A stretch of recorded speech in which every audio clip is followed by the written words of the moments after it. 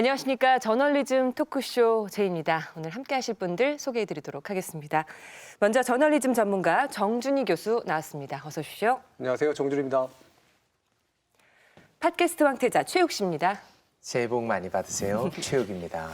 역시 인사성이 바르십니다. 오랜만에 나오셨습니다. 안톤 숄츠 기자입니다. 안녕하세요. 그리고 민주언론 시민연합의 김원경 사무처장님 지난주에 이어서 또 나와주셨습니다. 예, 고맙습니다. 언론 권력을 감시하는 시민단체 민원연에서 활동하는 김원경입니다. 네. 네. 숄츠 기자는 어떻게 썰전에서 많이 보였는데 어떻게 시간이 나셨어요 오늘은?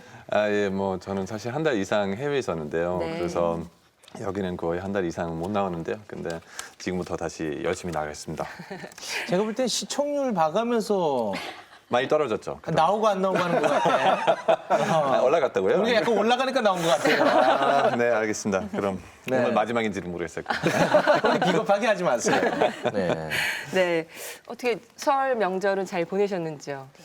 아니 저는 깜짝 놀랐어요. 무슨 설 명절에 이렇게 녹화를 합니까? 제작진들이 뭐 다 실향민도 아니고 이건 너무 좀 과한 거 아닌가 그런 생각이 좀 드네요. 네. 노는 날 일을 하는 사람이 있어야 또 세상은 잘 돌아가게 되어 있습니다. 아 그렇습니까? 네. 알겠습니다. 어디 저기 갔다 오셨어요? 저는 사실은 이 일하시느라고? 방송 등등으로 인해서 이번 명절에는 일을 했습니다. 네. 집안일이 아니고 그냥 일. 네. 아 그래서 그런지 표정이 밝아 보여요. 일부러 방송에 나오신다고 하진 않으신 거죠? 아닙니다. 아니, 제 시어머님들이 맘대로 그런 오해들을 많이 하시더라고요. 또. 네. 제가 뭐 그럴 만큼의 그 존재는 아니라서. 네. 네. 지난주 방송 본방은 보셨는지요? 네. 네. 저는 제가 나와서 그런 게 아니고 정말 재미있었습니다. 녹화를 했는데도 또 실제 방송으로 보니까 너무 알차고 좋은 방송이었다. 저는 그렇게 생각이 들었습니다. 네. 네. 정준희 교수님은 뭐 일단 CG가 상당히 잘 됐어요. 그렇죠. 예. 제가 말을 빨리 하는 사람이라 늘 잘 들릴까 이렇게 고민을 하는데 확실히 이 그래픽 효과랑 함께 나오니까 네. 많은 분들이 특히나 이제 사법농단 사건이라든가 이런 부분에 대해서는 확실하게 좀 인지를 하게 되시지 않았을까 싶습니다. 네. 최욱 씨는 뭐 욕 얻어먹고 뭐 이런 건 없으셨죠? 항상 이거 첨예한 문제에서는 제가 입을 닫기 때문에 욕은 아직 먹지 않고 있습니다. 네, 오늘 방송 좀 약간 민감한 사안들이 들어가 있는데 어떻게 또 아주 객관적인 평가를 좀 해주셨으면 좋겠습니다. 저널리즘 토크쇼 제이 이제 본격적으로 시작해 보겠는데요. 이 프로그램은 KBS 1TV, 마이케이, 유튜브 그리고 페이스북을 통해서도 만나실 수 있습니다. 네, 여러분 홍가혜 씨라는 인물을 기억하시는지 모르겠습니다. 되게 허언증 있는 분이라고 알고 있었어요.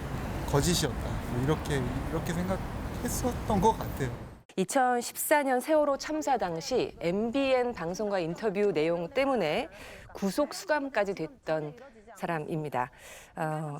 민간 잠수부라고 MBN 인터뷰할 때 소개가 됐었는데요.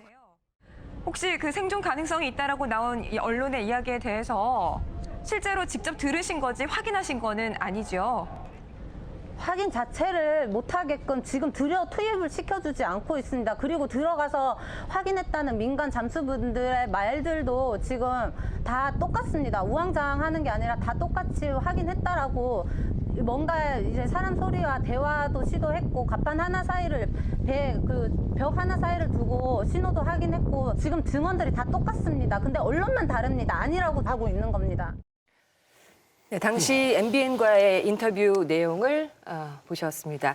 이 방송에 나간 이후에 얼마 후 당시 스포츠월드 기자였던 김영호 기자가 자신의 SNS는 물론 칼럼을 통해서 그녀가 허언증 환자라고 주장을 했습니다. 언론사들은 무차별적으로 그의 주장을 받아쓰기 했습니다. 홍 씨는 인터뷰 이틀 만에 해경 명예훼손 혐의로 구속 수감됐습니다.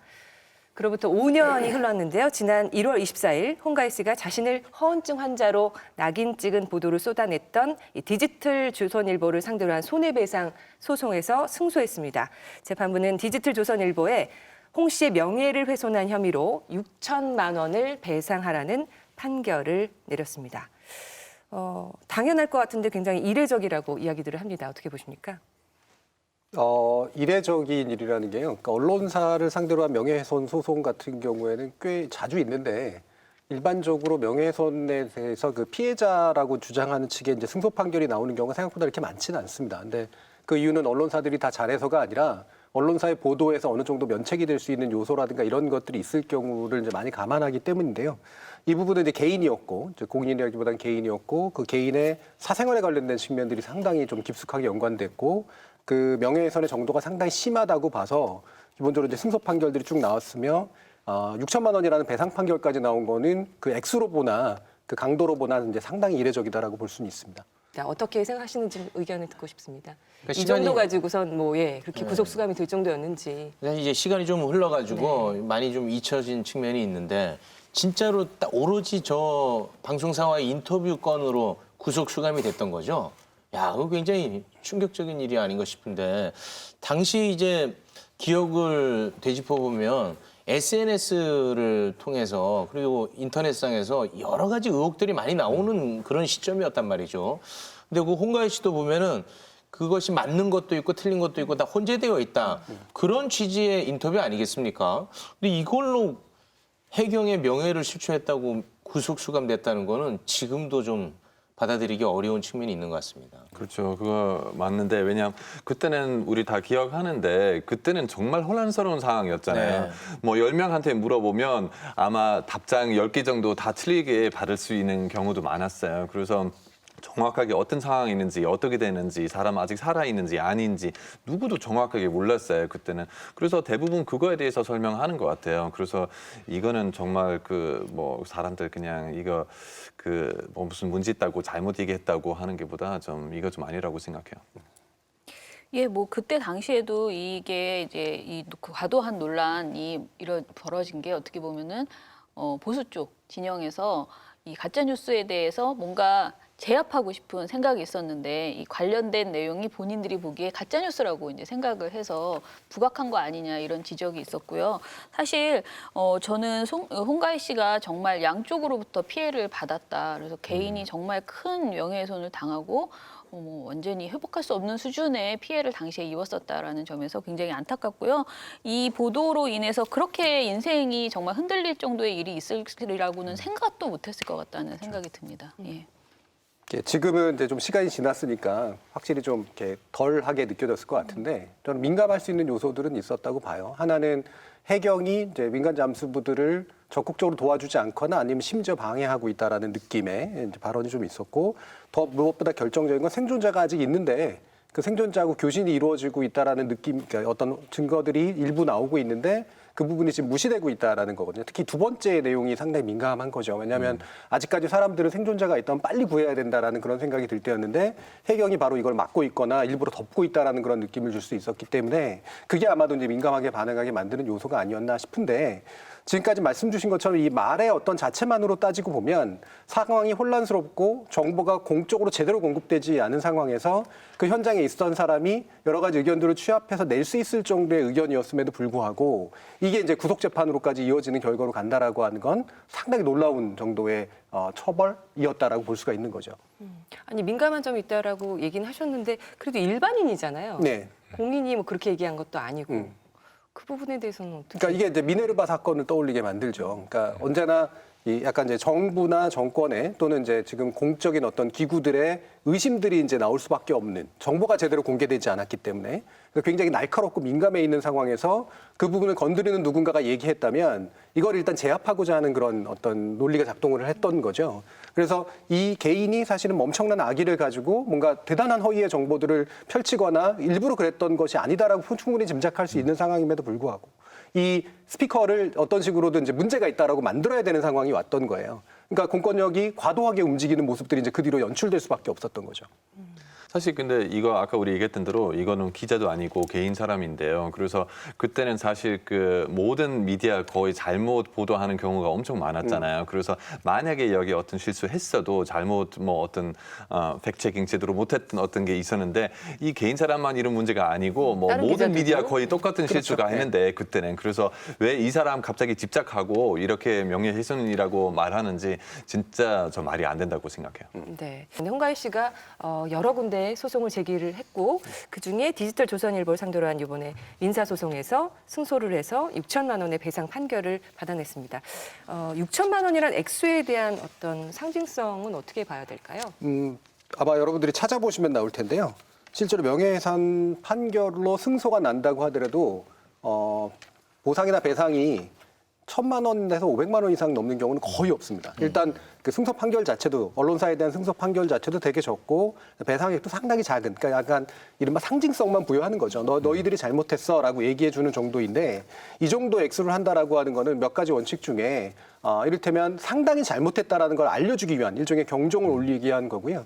특히나 이 당사자인 언론뿐만 아니라 주변의 언론들도 당신들의 행동이 실제로 상당히 심각한 문제를 불러일으킬 수 있다라고 하는 것을 재판부가 보여주기 위한 이제 그런 의도가 담겨져 있다라고 볼 수 있는 거죠. 이거 사실 되게 민감한 부분이잖아요. 왜냐하면 언론의 자유도 있고 그래서 쉽게 말하면 언론들한테 그냥 이런 말 하지 말라고 말하는 게 또 되게 예민한 부분 될 수 있고 근데 마찬가지로 그 언론의 자유가 있으면 그만큼도 책임감이 있어야 된다고 생각해요. 디지털 조선일보가 당시에 얼마나 어떤 기사들을 냈는지 좀 다시 되짚어 보겠습니다. 디지털 조선일보가 운영하는 조선닷컴은 2014년 4월 18일부터 4월 28일까지 27번의 기사를 게재했습니다.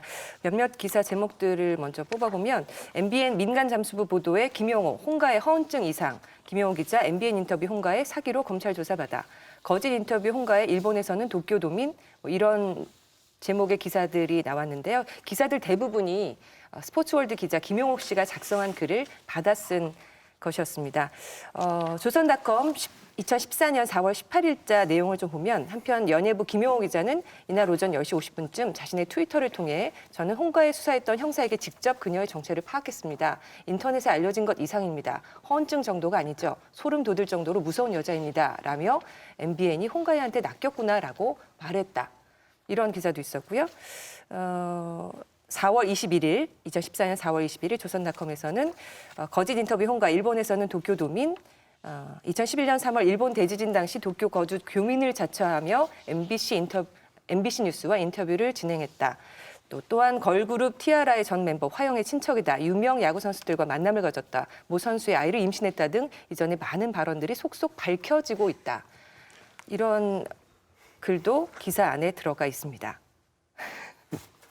기사 내용 좀, 네네. 네. 근데 이 김용호 씨라는 분, 그러니까 대부분의 글들이 김용호 씨의 트위터와 김용호 씨가 쓴 기사를 근거로 하고 있잖아요. 근데 이 김용호 씨가 자신의 트위터의 여러 가지 글들을 굉장히 센 그런 뭐 말도 안 되는, 지금 와서 보면 정말 말도 안 되는 명예훼손성 그 글들을 마구 올렸고요. 그다음에 자신이 재직 중인 스포츠월드라는 매체에 자신의 이름을 건 기자 칼럼도 썼거든요. 2014년 4월 18일에 보도한 내가 홍가혜의 정체를 공개한 이유라는 제목의 칼럼을 보면 홍가혜의 말은 현장에서 실종자 구조에 힘을 쏟고 있는 이들에게 박탈감을 안겨줬다. 홍가혜의 거짓말이 미디어와 SNS를 통해서 확산되면서 사고 희생자들에 대한 안타까움을 정부에 대한 분노로 바꿔서 쏟아내는 이들에게 빌미를 제공해줬다. 정부가 사건을 은폐하고 있다는 음모론을 키웠다라고 말을 하거든요. 사실 이게 본질이라고 생각을 합니다. 이 사안을 이렇게 키워낸, 그리고 이 김용호 씨의 이 글과 발언을 다른 언론이 이렇게 다 받아 쓰는 데 있어서 본질적인 내용이 아니었나 생각을 하고요. 중요한 건 김용호 씨가 공익을 위해서 어쩔 수 없이 이런 개인의 문제를 내가 폭로하고 있다라는 식으로 포장을 해서 이 칼럼을 썼다라는 것이죠. 근데 이 칼럼에서 굉장히 좀 의미심장한 것은 당시에 리플리라는 드라마가 있었어요. 근데 이 드라마를 이야기하면서 홍가혜의 삶은 이 드라마 스토리와 비슷하다. 드라마 속 이다혜처럼 홍가혜도 과거 일본에서 어떠어떠한 일이 있었고 밑바닥 인생을 살던 홍가혜는 성공을 위해서 계속해서 거짓말을 했고 다른 사람의 인생을 살고 있다라는 식으로 이야기를 하거든요. 굉장히 충격적인 내용입니다.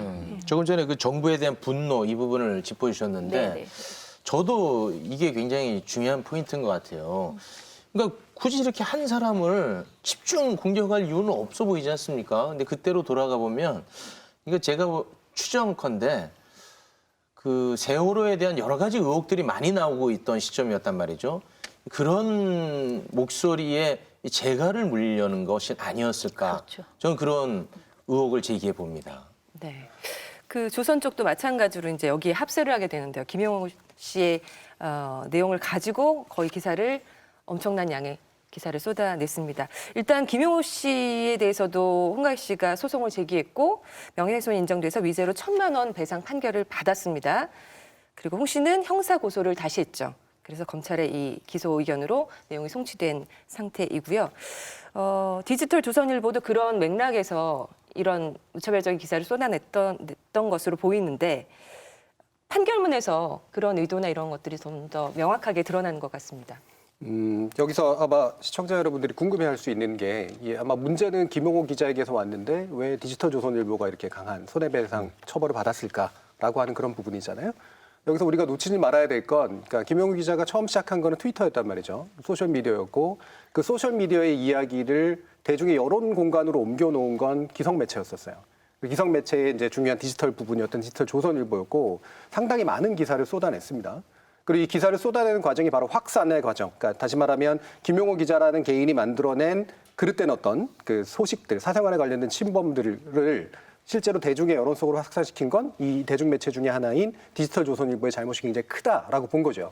이분이 굉장히 큰 의미가 있는 게 우리 따옴표 저널리즘 많이 다뤘습니다만 면책될 수 있을 거라고 분명히 판단을 했을 것 같아요. 이 기사를 쓰면서 자기는 이걸 사실이라고 판단하고 확정했다라기보다는 이 사람이 이런 얘기를 했기 때문에 거기에 대해서 평가를 하면서 약간은 덧붙인 그런 정도일 것일 뿐이다. 근데 여기에 대해서 이런 식의 판결이 나온 거에 대해서는 이해할 수 없다라는 태도가 바로 디지털 조선일보 쪽인데요.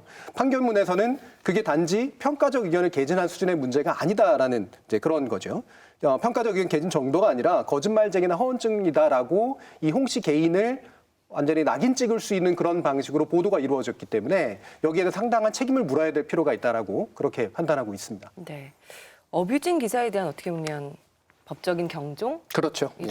볼 수 있는 부분인 것 같습니다. 근데 사실 저희는 이런 식의 보도들을 매일 만나고 있잖아요. 사실 이런 따옴표 저널리즘 그리고 누가 어떻게 말을 하면은 그것을 가져다가 요즘은 유튜브나 뭐 여러 공간에서 나오는 이야기들을 가져다가 그냥 그 누가 이렇게 말했어라고만 말하면 뭐 그것만 쓰면 따옴표만 치면 모든 게 면죄부가 주어진다라는 식의 언론 보도가 너무 많은데 이 판결문이요 제 입장에서는 정말 가슴이 두근두근 이런 판결이 나오다니라는 생각이 들 정도로 왜냐면은 이게 사생활에 관한 내용을 기사하면서 진실 여부를 당연히 미리 조사하고 점검해야 되고 관련 내용이 진실이라고 믿을 만한 상당한 그 이유가 있는지 그것을 조사해서 그걸 적시해야 된다라고 이 판결문에 나와 있거든요. 그러니까 이런 내용들을 너무 당연한 건데 이게 현실에서 판결에서 이렇게 나와서 큰 어찌됐든 보상을 받게 되는 것이 너무나 정말 좋다, 다행이다라는 생각이 들었습니다. 이거는 사실 되게 심각한 일이라고 생각해요. 왜냐하면 그 뭐 다른 예를 들어서 해외 방송국에서 뭐 어떤 소문이 들어오는 경우 당연히 있고 뭐 어떤 특별한 뭐 비상 생기면 뭐 지금 그 딱 그 브레이킹 뉴스 어떤 완전히 새로운 스토리 그때는 항상 조금 혼란스럽고 뭐 트위터로 뭐 그냥 SNS로 메시지 들어올 수 있고 이런 경우가 있을 수 있고 그리고 CNN도 뭐 ARD도 뭐 그때는 방송 이런 내용에 대해서 방송하는 경우도 있어요. 근데 만약에 이런 경우가 있으면 이런 뭐 그냥 확실하지 않은 거, 팩체킹하지 못한 거 항상 우리 말하는 게 이런 이야기 우리 들어봤고 다만 이거는 사실인지 아닌지 우리는 아직 확인 못했습니다. 그래서 이런 이야기만 들었다 지금. 그래서 이렇게 말하니까 뭐 적어도 시청자들 어느 정도 알아요. 오케이, 뭐 이거는 사실 될 수도 있고 아닐 수도 있고. 근데 사실 여기 같은 경우는 그런 상황 아니었잖아요. 이 사람은 무슨 비상 딱 그 순간에서 쓰는 글도 아니었는데 이 사람 충분히 팩체킹 할 시간이 있었는데 근데 나중에 확인해 보니까 여기 나왔던 뭐 아까 우리 들어봤던 이야기 뭐 무슨 티아라 멤버 아는 사이 뭐 일본 이런 스토리 뭐 어떤 야구 선수 뭐 사귀는 거야 뭐 다 거짓말이었잖아요. 사실 다 사실 아니었는데 이 여자는 그렇게 말씀 안 했는데 그래서 그거 보니까 이런 스토리 그냥 계속 그냥 어떤 소문만 그냥 그대로 어떤 스토리에서 쓰는 게 이거는 간단한 일 아니라고 생각하고 이거는 되게 그 심각한 그냥 그 기자의 힘 그냥 사용하는 그 문제라고 생각하고 이렇게 크게 사실 그 여기는 그 처벌에서 그 디지털 조선일보한테 나오는 게 맞다고 생각해요. 그러니까 잘 살펴봐야 될 게 그러니까 홍가혜 씨가 이 얘기한 거에 대해서 아마 당시 정부를 이제 좀 더 믿었던 이제 그런 쪽에서는 이게 이제 허위 사실일 거라고 이제 판단해서 이제 그 반대로 뭔가 규현형을 잡기를 한 거다라고 변명을 할 수가 있잖아요. 그런데 사실은 그와 같은 민감한 상태가 만들어진 근본적인 원인은 제대로 된 정보가 나오지 않았기 때문에 만들어진 거란 말이에요. 그 부분에 대한 일단 원인에 대한 파악이 잘못돼 있다라는 거고, 또 한 가지는 만약에 거기에 대해서 균형 잡기를 시도하면 이분이 얘기한 것에 대해서 그 반대 증거들을 찾은 방식으로 가면 돼요. 근데 메신저를 공격하는 방식으로 갔다는 거, 전혀 관련 없는 개인의 사생활을 들춰서 그것도 허위의 방식으로 확정하도록 보도한 것이 김용호 기자의 첫 번째 잘못이었고, 두 번째로 이거를 유포하는 방식도 역시 마찬가지죠. 동일한 프레임에 있기 때문에 그런 거잖아요. 여기에서 이와 같은 식의 여론이 형성되는 걸 막아야 된다라는 정책 의도가 훨씬 더 강하게 작동을 하고 있었고, 사실 확인이라고 하는, 사실 확인은 아주 단순한 방법으로 반대 증거를 내면 될 것들을 이런 식으로 더 키워낸 것이 바로 이 언론들의 잘못이었다라는 그런 측면들이 지적되는 거죠.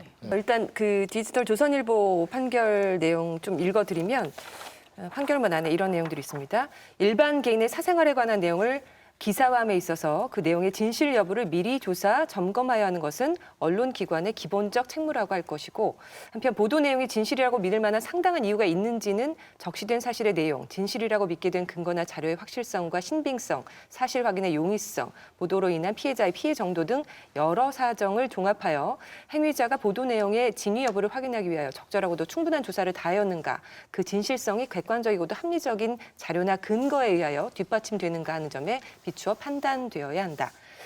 또 밑으로 가면은 김용호 기자의 트위터 및 칼럼은 가십적 보도의 성격이 강했음에도 불구하고 이 사건의 각 기사는, 조선 기사를 말하겠죠, 해경의 구조가 제대로 이루어지고 있는지라는 공익적 사안보다는 공인이 아니라 일반인 잠수 지원 자원 활동가였던 원고의 사생활 관련 소문들과 원고를 거짓말쟁이, 허언증 환자라고 무차별적으로 보도한 점, 그런데 피고가 이 사건 각 보도 부분을 기사로 기재하기 전에 적절하고도 충분한 조사를 하였는지, 기자가 이런 조사를 했는지, 어떠한 근거나 자료로 위 부분이 진실이라고 믿었는지 등에 관하여 제대로 된 증명이 없었다. 이렇게 판결문에 적시가 됐습니다. 네. 그런데 이 그 디지털 조선일보 상대로 홍가희 씨가 승소한 내용은 거의 언론에 네. 나오지 않았습니다. 전혀 없나요? 그러니까요. 거의 없어요. 일단은 언론이 제기한 홍가희 씨 관련 의혹들은 이번 재판 과정에서 모두 허위라고 지금 이제 판명이 된 거잖아요. 그런데 이 허위라고 판명이 됐다는 사실이 많이 보도가 되어야 되잖아요. 네. 그리고 이렇게 엄청난 좋은 승소 소식이 보도가 되어야 마땅한데 어처구니 없을 정도로 보도가 없습니다. 저는 오늘 이 방송을 KBS에서 한다는 게 더 사건이라는 생각이 들 정도예요. 그런데 실제 관련 보도를 낸 것을 보니까 1월 26일부터 2월 6일까지 전부 다 털어서요. 언론사 18건의 보도가 전부였습니다. 네이버나 다음을 다 뒤져서 다 찾아보니까 KBS와 MBC는 단신으로만 한번 보도했고요. 10대 일간지 중에서 관련 승소 소식을 전한 언론사 단 한 곳도 없고, 진짜요? 지면 보도, 온라인 보도 모두 없습니다. 온라인 보도도 없어요. 지면 보도 없을 수 있어요. 그렇지만 온라인 보도는 단신으로 나갈 수 있잖아요. 전혀 없습니다. 그렇다면은 과거에 홍가희 씨가 2014년 상황에서 얼마나 보도가 많았는지 한번 비교해 보면 재밌을 것 같아서 제가 찾아봤습니다. 네이버에서 홍가혜로 찾아보니까요. 2014년 4월 18일부터 4월 30일까지만 끊었습니다. 언론 보도량이 얼마나 많은지 1,650건이 나왔습니다. 홍가희 씨 관련된 이 비판하는 이 내용의 보도였습니다. 4월 18일 하루에만 663건이 보도가 됐어요. 그러니까 그야말로 들끓는 마녀 사냥을 해놓고 그 다음에 이 판결이 났을 때는 며칠 동안 해서 고작 18건의 보도가 나온 것이 전부였죠. 저는 이런 생각을 하는데 이게 뭐 동업자의 발로 이런 게 아니고 양심은 있어서 차마 말하지 못하는 것 아닌가 이런 생각도 들었어요. 왜냐면은 제가 그걸 한 건 한 건 이렇게 페이지를 넘기면서 보면은 거의 모든 언론이 다 관련된 내용을 비슷비슷한 양식으로 보도를 했어요. 그래서 차마 보도하지 못하겠다. 나는 양심이 있어서 차마 보도 못하겠다. 이런 생각을 하는 것은 아닌가. 저는 이런 생각 해봤습니다. 그 외면했다고 보는 게 맞겠죠? 이번 6천만 원 배상 판결. 일단 외적으로 너무 명확하잖아요. 보도를 안 했다는 건 외면했다는 거고요. 이 사안의 가지고 있는 중대성에 비해서 보면 그 이유를 짐작해 보면 뭐 동업자 정신이나 이런 걸 떠나서 저는 어느 언론도 그다지 자유롭지 않기 때문이었다라고 생각을 하고요. 그 당시 사안에 대해서. 또 한 가지는 사실은 우리나라 언론들이 가지고 있는 주된 문제 중에 하나가 개인에 대한 편견에 의해서 움직이는 경우가 되게 많아요. 한 개인, 뭔가 발화자가 믿을 만하지 않다거나 약간의 의심의 여지가 있다거나 하면 그 발화의 내용을 확인하려고 하기보다 발화자 개인에 자꾸 주목하는 그런 경향이 있거든요. 그렇기 때문에 굉장히 의혹을 담은 그런 보도들을 많이 했다가 거기에서 반대 판결이 나오니까 어쩌냐면 자신들의 의심은 사라지지 않았는데 재판부의 판결은 자신들의 의심과 다른 판결들이 나왔기 때문에 얘기하기가 싫은 거죠. 자칫하면 꺼내면 자신의 본심들이 드러나기 때문에.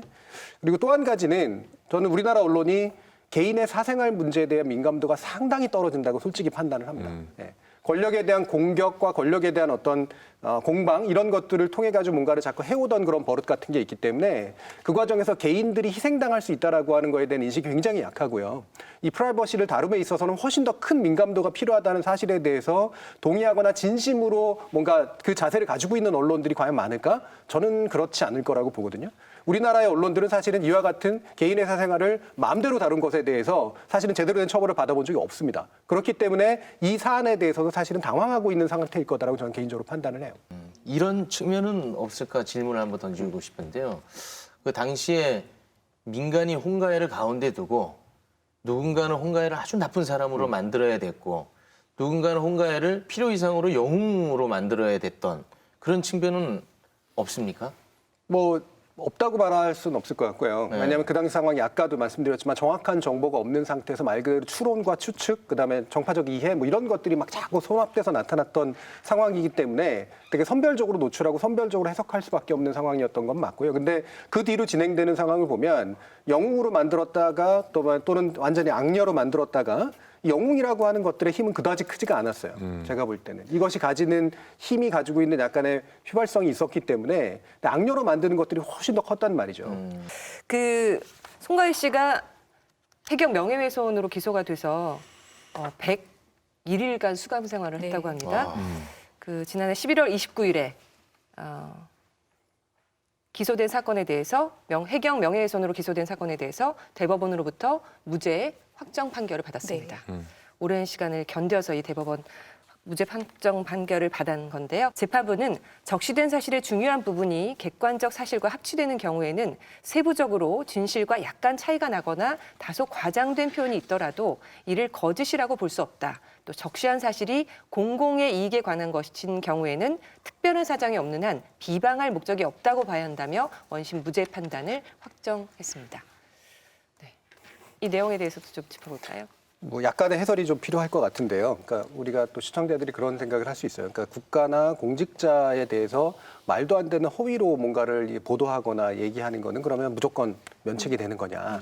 그렇게 생각할 수가 있는데 그런 건 아니고요. 그러니까 뭔가 공익에 상당한 의심의 여지들이 있고 거기에서 합리적인 비판 행위들을 했던 것에 대해서 약간의 허위나 아니면 과장들이 들어가 있다라고 하더라도 그것은 악의를 가지고 비방한 것이라고 볼 수 없다라고 하는 표현의 자유를 좀 더 옹호하는 그런 취지가 일단 들어가 있는 거고요.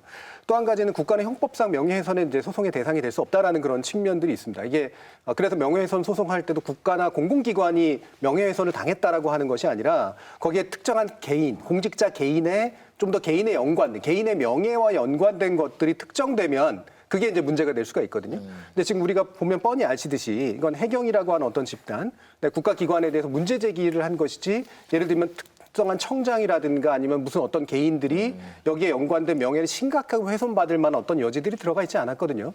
그러니까 당연히 전 기존의 법의 취지에 맞는 합리적인 판단이라고 생각을 합니다.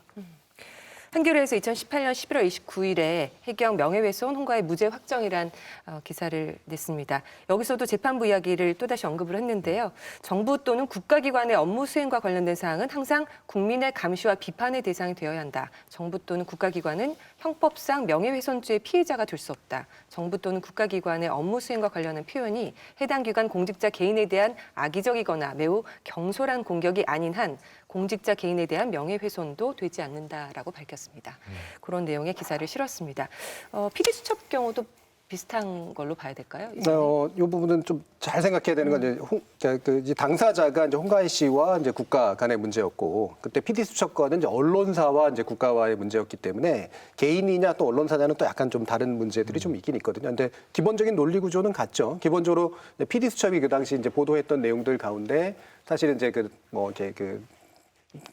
여러 가지 병에 걸려 있는 소들을 이제 찍어가지고 보여준 그런 것들이 있었고 막 쓰러지는 장면 같은 게 보여줬잖아요. 근데 그게 나중에 물론 나왔지만 그게 직접적으로 그런 병에 걸린 소의 것이 아니다라고 하는 것들이 나왔음에도 불구하고 약간의 허위들이나 오해가 있었던 거죠. 그럼에도 불구하고 충분히 의심할 만했고 그다음에 그 문제를 제기할만 했기 때문에 약간의 문제가 있었다고 하더라도 이 언론사가 국가에 대해서 문제 제기를 한 거에 대해서는 우리가 이제 공익에 의한 것이라고 볼 수 있다라고 이제 그 판단을 내렸던 거죠. 그래서 기본적인 논리 구조는 같습니다. 그래서 국가가 그 당시에도 어떤 특정한 개인을 이제 욕하기 위해서 언론사가 뭔가 행동을 했던 것들은 아니었었기 때문에 국가의 어떤 공적 행위에 대해서 문제 제기를 한 행동으로 이제 봐야 되는 거겠죠. 근데 이 부분도 되게 중요한 부분이라고 생각하고 왜냐하면 개인 사람으로 그 국가 기관 뭐 어떤 비판할 수 없으면 그럼 이거 독재주의야. 저희 생각에는. 왜냐하면 바로 이것도 그냥 어떤 개인 사람의 권리라고 생각하고 제가 뭐 불만족하면 당연히 아주 악한 말만 하고 거짓말 일부러 계속하면 이거 다른 얘기인데 근데 그런 사건은 정확하게 여기 아니었잖아요. 그래서 그것 때문에 만약에 우리 어느 정도 뭐 사람들 나가면 데모하면 어느 정도 그냥 그 국가 기관에 대해서 우리 그냥 반대하는 거죠. 어느 정도 우리는 어떤 불만이 있고. 그래서 이거는 우리 그냥 마음에 안 드는 게 아니면 뭐 고쳐야 되는 부분 있다고 생각하는 게 이거는 그냥 자연스럽게 말할 수 있는 게 정말 그 민주주의의 핵심이라고 생각하고 이것 때문에 감옥 가야 된다고 하면 더 이상 민주주의 아니고 이거는 오히려 진짜 독재주의라고 생각해요. 홍가일 씨가 해경 명예훼손 혐의에 대한 1심 판결에서 이번 대법원 말고 그 전에 1심 판결에서 무죄 판결을 이미 받았습니다. 그런데 조선일보가 그때 거짓말한 홍 씨에게 법원이 면죄부를 줬다고 비판을 했습니다. 2015년 1월 10일자 기사였습니다. 세월호 생존자 확인 거짓말 홍가일 씨의 면죄부 준 법원이란 제목의 기사에서 법원이 사실상 봐주기 판결을 한 게 아니냐는 비판이 나온다. 목포 해경 한 간부는 홍 씨 발언으로 해경의 초기 대응에 큰 불신이 생겼고 그 파장을 수습하기 위해 각고의 노력을 기울여 했다며 국가적으로 큰 혼란을 준 거짓말을 하고도 무죄를 선고받다니 이해하기 힘들다고 말했다. 누군가 끌어들여서 일단 그 언론사의 입장을 전하는 그런 기사였습니다. 근데 사실 그 당시에 민간 잠수부들의 그 활동을 해경이 막 적극적으로 막 막지는 않았지만은 지휘 체계에서 제대로 적극적으로 그들의 활동을 할 수 있도록 제대로 배려하지도 못했다는 거는 지금 다 밝혀진 거잖아요. 그러니까 사실은 조선일보가 이게 지금 2015년에 보도를 했다고 하는데 이때 당시에는 이렇게 말해도 덜 부끄러웠을지 모르지만 지금 이 기사를 읽으면 이건 말도 안 되는 이야기거든요. 네. 조선일보는 매번 입장이 바뀝니다. 양승태 전 대법원장 구속되기 전에는 법원 흔들지 말라고 그렇게 얘기하고 항상 사법부 존중해야 된다고 하고 여기선 또 이렇게 하고 매번 바뀌니까 참 신뢰감이 안 들어요. 네. 너무하죠. 그리고 저는 국가적 큰 혼란이 있었다라는 판단 자체에 대해서도 의심을 당연히 제기해요. 한 개인의 발언이 물론 여러 가지 이제 반대 여론이라든가 이런 것들을 들끓게 만들었던 측면도 일부 있었고 그다음에 해경의 구조 작업이나 이런 것들이 혼선을 빚게 될 수 있는 여지도 있었긴 했지만 실질적으로 문제의 근본은 아까도 말씀드렸지만 국가가 정보를 제대로 공개하지 않고 있었고 나중에 드러난 바지만 실질적인 지휘 체계가 붕괴되어 있었던 그런 상황에서 실제로 언론 통제에만 목을 메고 있었다는 게 뭐 뻔히 보였잖아요. 그렇다면 이 당시 이 홍가혜라는 개인이 이 발언을 통해서 국가적인 큰 혼란을 야기한 게 도대체 뭐였는지 스스로 입증해야 된다라고 생각을 해요. 실제로 이렇게 해서 만들어진 국가적인 큰 혼란이라면 그 국가는 존립할 의지가 던 이유가 없다라고 생각을 합니다. 다행인 게 나중에 그렇게 됐잖아요. 세월호 참사 이후 언론에 의해서 한순간에 허언증 환자로 낙인 찍혔던 홍가혜 씨. 사건 5년이 지난 지금 어떻게 지내고 있는지 저희 저널리즘 토크쇼 제2 취재진이 찾아가 봤습니다. 바로 이런 언론들 때문이었죠. 보도가 나오는 겁니까? 세월호 그 인터뷰를 하고 3년 반 정도죠. 3년 6, 7개월 정도는 일상이랄 건 없었어요. 한 달에 한 번씩 법원에 갔어야 했거든요. 재판을 받으러 피고인석에서. 그러다 보니까 뭐 일상을 살 수 없죠. 오이구 잘 먹네. 사실은 거짓보다 더 위험하고 더 나쁜 게 왜곡이잖아요. 그런 언론 보도 때문에 무죄가 확정됐는데도 불구하고 뭐 거짓 인터뷰 논란 홍가혜, 거짓 인터뷰 홍가혜 이게 무죄가 아닌 거예요. 이거예요. 이 부분. 네.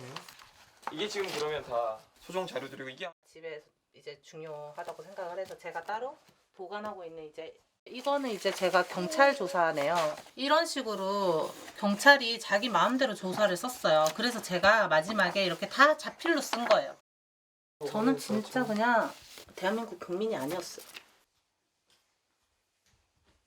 길에 제가 막 맨발로 넉나간 사람처럼 맨발로 걷고 있을 때 아가씨 무슨 일이냐고 이렇게 말 걸어주셨던 분들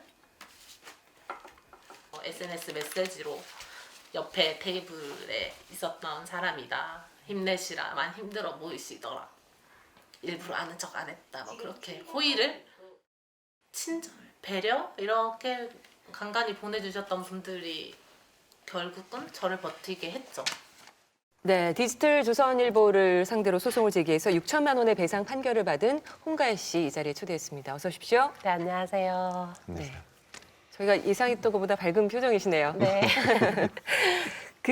일단은 먼저 그거부터 여쭤보고 싶어요.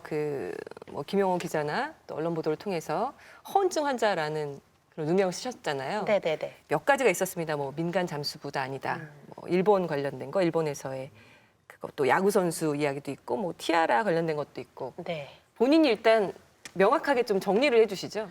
네. 일단은 다 허위다라고 판결이 난 상태고요. 네, 일단 김용호 기자의 소송을 건 핵심 내용들이 전부 다 사실이 아니고요. 저희가 당연히 그래서 이제 승소 판결이 난 거고, 근데 이제 오늘 여기에 방송에 아까 전에 좀 지적이 안 된 부분은 김용호 기자가 제가 이제 구속이 돼서 101일 아니고 102일 이제 있었는데 수감 생활을 했는데요.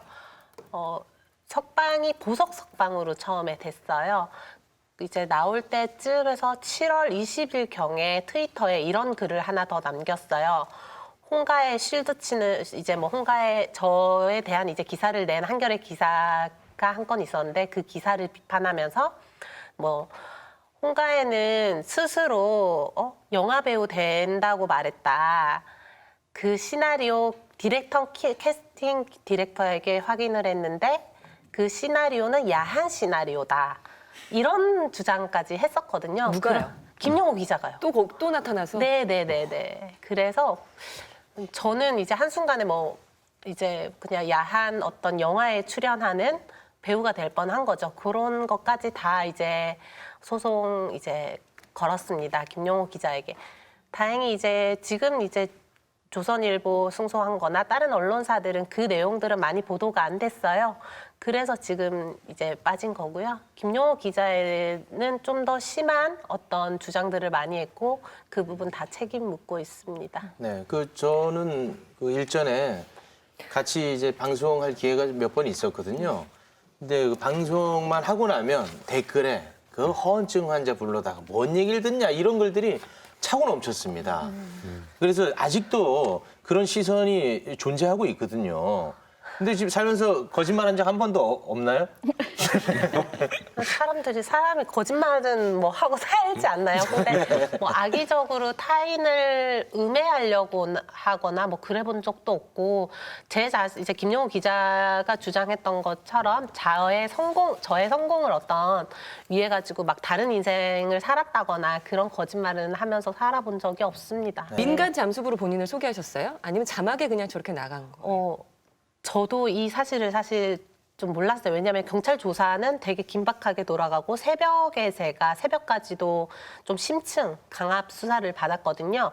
그러다 보니까 저도 사실 헷갈리더라고요. 왜냐하면 경찰은 도돌이표로 계속 저를 신문을 하잖아요. 그게 수사 기법 중에 하나인데 그렇게 막 신문을 하다 보니까 저도 약간 벙 찌는 거예요. 왜냐하면 현장에서 들었던 말들이 저만 들은 게 아니니까 분명히 증인들이 있을 거라고 생각하는데 경찰이 얘기를 하는 거는 너만 그렇게 주장을 하고 있어 라고 얘기를 하니까 제가 사실 거기에 충격을 좀 받아서 제가 민간 잠수부라고 했는지 아니면 방송사가 민간 잠수부라고 자막을 단 건지 사실 헷갈렸는데 저는 스스로 저는 저 민간 잠수부예요 라고 말을 한 적이 없는 것 같은 거예요. 왜냐하면 사실 민간 잠수부라는 자체가 세월호 사건 때 처음 나온 단어예요. 누가 민간 잠수부라고 하나요? 일반 사람들 군이나 관 아니면 다 그냥 다이버라고 통용을 하잖아요. 그래서 저는 그 민간 잠수부라는 그 단어 자체가 문제가 될 것도 몰랐고 제가 이제 구속 실질 검사를 받을 때 판사님 앞에서 그런 얘기를 했습니다. 저는 저 스스로가 민간 잠수부라고 한 적이 없는 것 같은데 제 기억으로는 그렇습니다라고 얘기를 했더니 갑자기 이제 그때 보도 언론을 보면 홍가의 민간 잠수부라고 뭐 자기 한 적 없다. 방송사가 단 거다. 막 이렇게 해서 나가죠. 근데 나중에 경찰이 저한테 MBN 측 작가와 통화한 녹음을 들려주더라고요. 그러니까 어떻게 된 거냐면 그 작가가 MBN 작가가 홍가희 씨 그러면 민간 잠수부시라는 거죠. 이렇게 막 뭐 다른 질문 막 계속하면서 그렇게 말해서 제가 거기에 예라고 답을 했더라고요. 그래서 이제 너 이제 경찰이 딱 그것만 들려주면서 저한테 그 뒤에 제가 뭐 다른 말을 했음에도 불구하고 그 말만 딱 들려주면서 경찰이 저한테 그랬어요. 넌 끝났어. 그 길로 저는 구속된 거죠. 여쭤봐야 될지. 그 MBC와의 인터뷰한 것도 있었잖아요. 동일본 대지진 때. 네, 도쿄 네. 그것도 교민 행세를 했다. 네. 실제로 거주를 하신 건가요? 네, 외국인 정식적인 절차죠.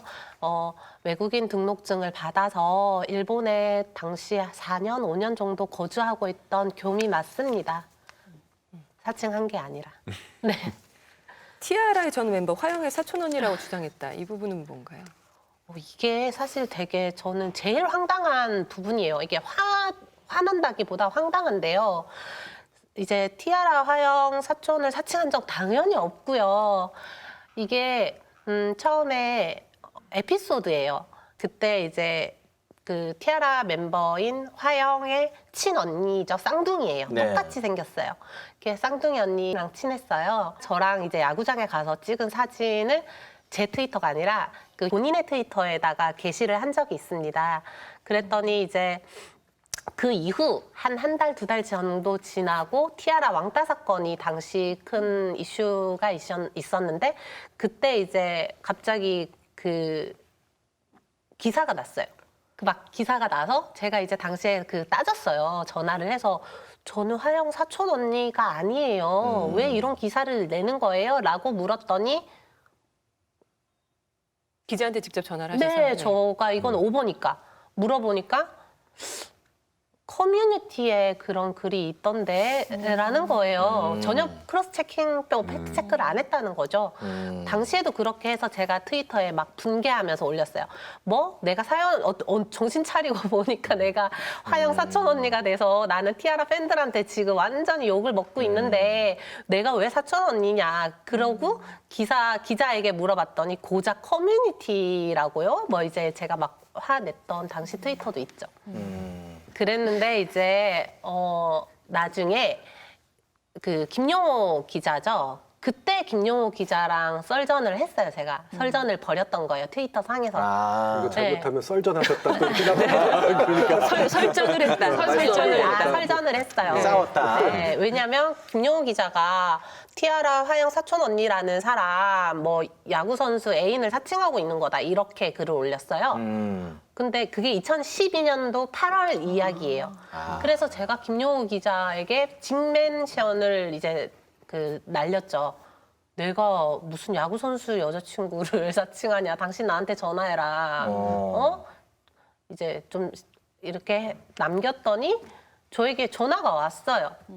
통화를 하는데 이 사람이 되게 기분이 싸한 거예요. 사람이 이렇게 대화를 나눠보면 그 사람의 막 이런 게 보이잖아요. 느껴지잖아요. 이제 중요한 건 그거예요. 2012년도 8월경에는 김용호 기자가 제가 티아라 하영 사촌 언니인데 그 야구 선수 여자친구를 사칭하고 있다. 이렇게 기사를 냈던 거고요. 세월호 사건 제가 터지자 갑자기 야구 선수 여자친구였는데 티아라 하영 사촌 사칭했던 애다.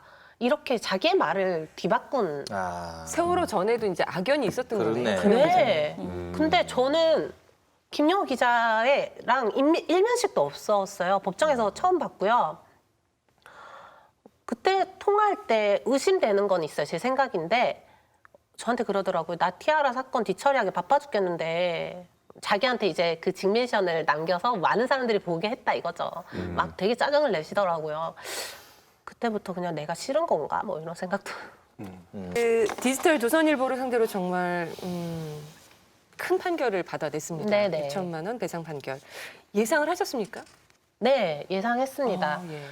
이렇게 큰 금액이 나올 거라고 생각하지는 않았고요, 사실. 이제 승소할 거라는 확신은 있었어요. 왜냐하면 거짓말이니까.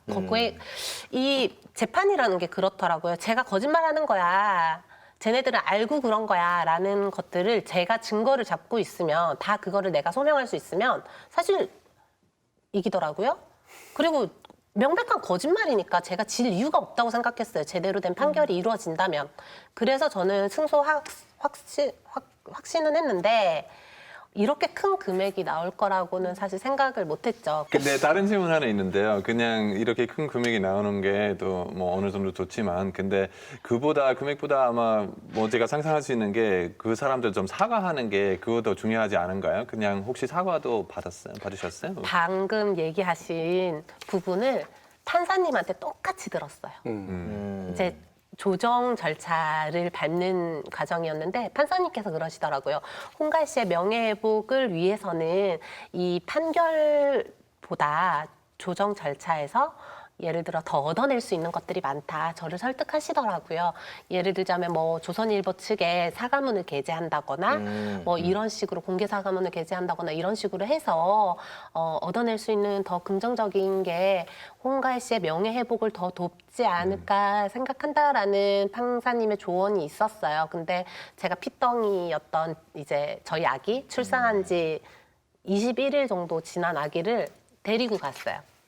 판사님한테 법정에 데리고 가서 판사님 제가 애초 이 사람들이랑 합의를 할 거였으면 소송을 걸지 않았습니다. 라고 얘기했죠.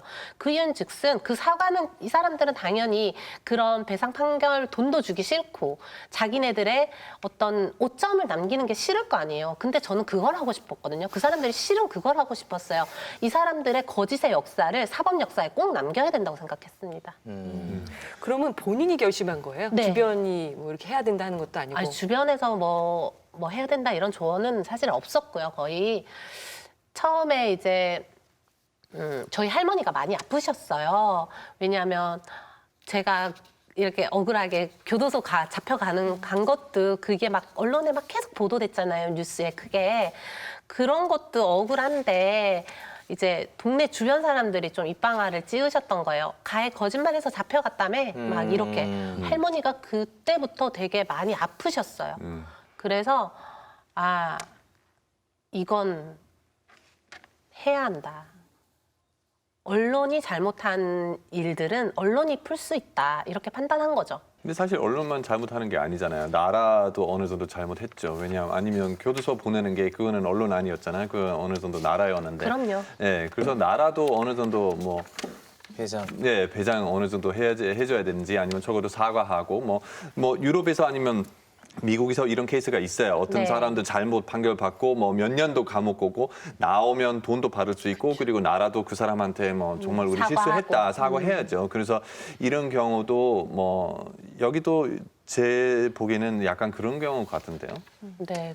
사실 이게 만약에 외국이었다면 6천만 원은 말도 안 되는 금액일 거예요, 아마.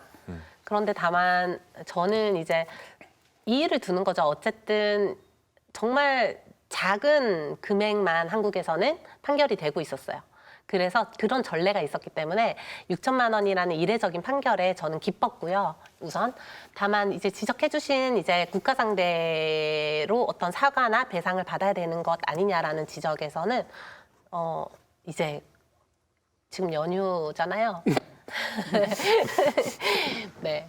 곧 국가 상대 소송이랑 형사보상금 신청이랑 들어갑니다. 이거는 처음 밝히는 거고요. 네. 다음 주면 아마 소장이 접수될 거예요. 대한민국은 물론이거니와 저를 잡아가둔 이제 검찰 상대로 소송을 합니다. 근데 이제 질문하고 싶은 게 사실 다른 언론들도 비슷한 보도들을 굉장히 많이 냈거든요. 그런데 다른 언론들 보면은 이렇게 여러 언론사에게 소송을 했는데 지금 조선일보만 끝까지 남은 거 아닌가요? 몇 가지를 어떻게 아니요. 아니에요? 다 네. 끝까지 다 하고 있는 23곳에 제가 지금 정확한 그 데이터는 안 가지고 있는데요. 다른 소송도 많아가지고 23곳에 제가 알기로는 23곳의 언론사랑 그리고 나머지 뭐 각 개인 기자들에게도 책임을 묻는 식으로 지금 진행 중이에요? 예, 소송을 진행해 왔는데 전부 승소했고요. 지금 남은 게 조선일보와 세계일보, 김용우 기자 소속되어 있던 세계일보 산하의 스포츠월드 있죠? 거기만 남아 있습니다.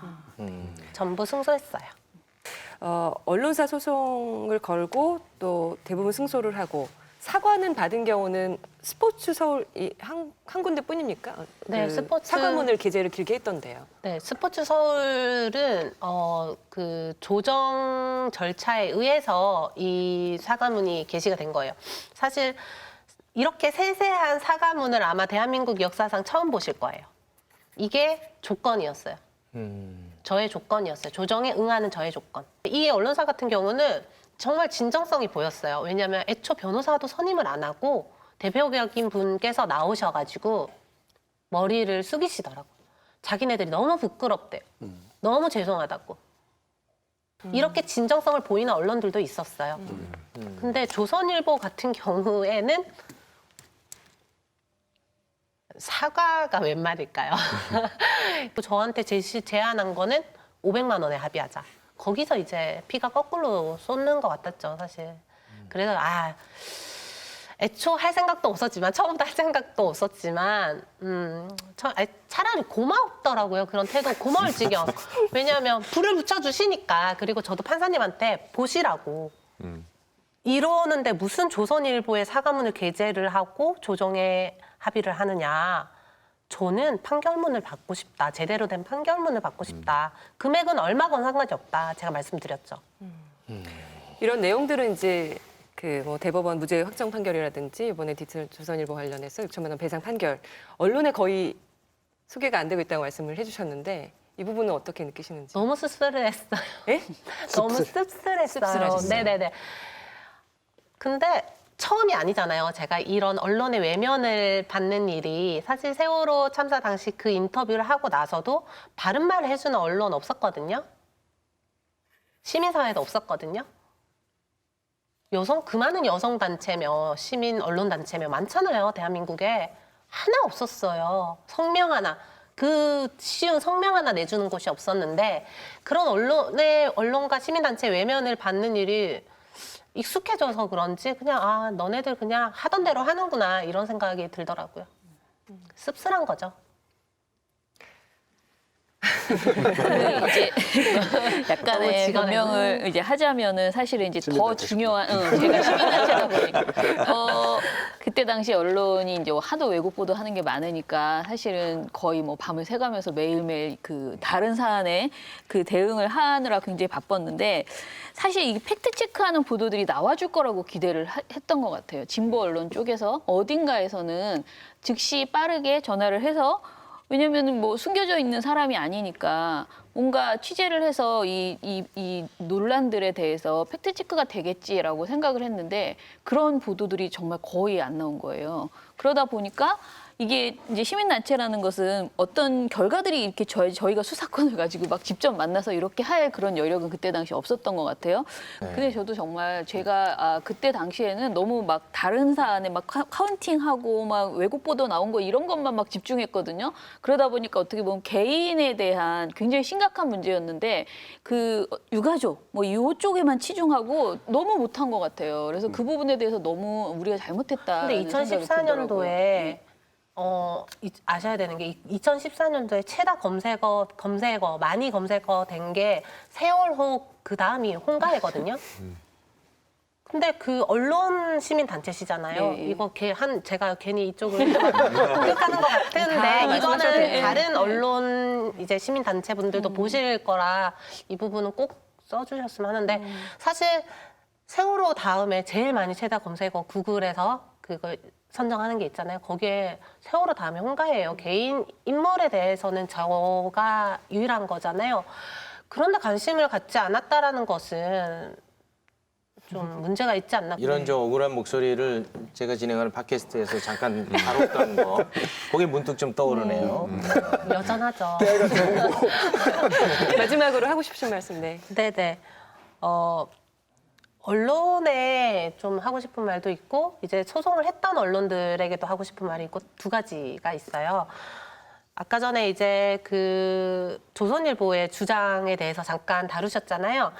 고은갈 씨가 뭐 국가적 혼란을 초래했다고 주장을 해요. 근데 국가적 재난 사태에 혼란을 자초한 건 당시 박근혜 정부였어요. 그 부분을 정말 모르시는 것 같아서 여전히 그러신 것 같아서 안타까운 마음 숨길 수가 없고요. 또 이제 언론 보도의 피해자인 대표 격이 됐잖아요, 제가. 근데 거기에 대해서 제가 언론에 당부하고 싶은 생각은 없어요. 왜냐면 그게 벽에다 대고 말하는 것 같은 기분이에요. 저 같은 피해자들이 모두 느낄 거예요. 벽에다가 말하는 것 같으니까 내 목만 아프니까 안 해. 그런 심정을 여기까지 왜 언론 불신까지 우리 같은 사람들이 왔는지, 일반 사람들도 그 피로도가 왜 높은지 언론 한번 스스로 생각해 보셔야 될 문제고요. 저를 이렇게 만들었던 언론에게 하고 싶은 말 딱 한마디가 있거든요. 짧게 한마디로. 법이 살린 줄 알라. 네. 오늘 어려운 자리 이렇게 나와주셔서 감사합니다. 네. 좋은 날들만 있길. 근데 뭐 앞으로 계속 재판 진행해야 되겠네요, 소송 진행. 네네. 그리고 이제 중요한 재판, 이제 국가상대 소송이 지금부터 본격적인 아마 제일 중요한 소송일 것 같습니다. 네, 다 끝까지 같이 다시. 지켜보도록 하겠습니다. 네, 감사합니다. 오늘 나와주셔서 고맙습니다. 감사합니다.